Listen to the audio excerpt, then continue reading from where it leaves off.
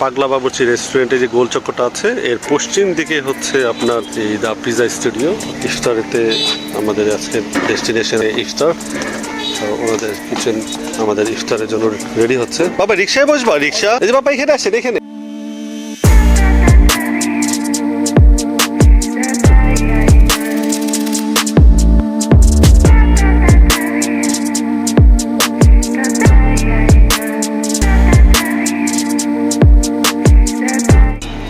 চালান তো, এই ডান দিকে যান তো, রিক্সা দিয়ে বামে যান, বামে যান, ঠিক আছে সোজা তাড়াতাড়ি চালান।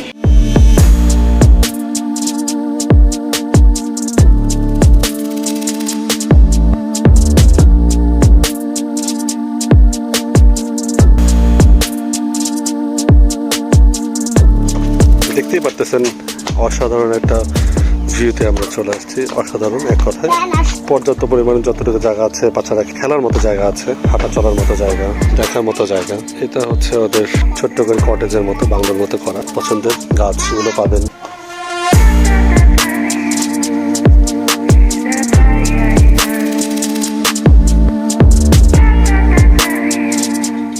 ওই সময়ের থাকাটা আর আজকে থাকার মধ্যে পার্থক্য হচ্ছে আমার বেবিকে নিয়ে শুধু আসছি, আমার ওয়াইফ, এই চারজন আসছি, বাবা মা আজকে আসে নেই।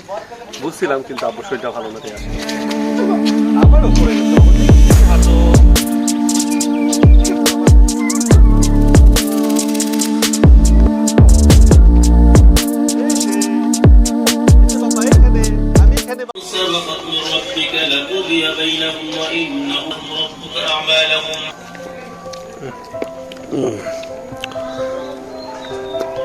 পাপা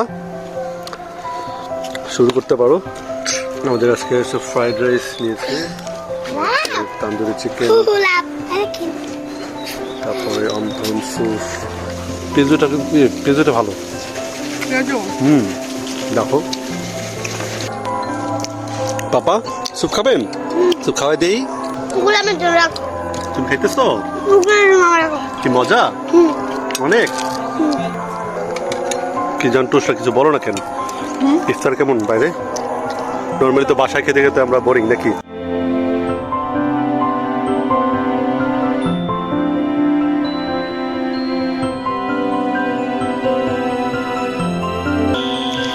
খাওয়া দাওয়া শেষ করে ফেললাম আমরা। একটু পরে আমরা চলে যাবো এই সুন্দর পরিবেশ থেকে। অ্যাকচুয়ালি যেতে ইচ্ছা করতেছিল না, আরো ঘন্টায় থাকতে পারলে ভালো হতো, কিন্তু ইফতার পর শরীর ছেড়ে দেয়।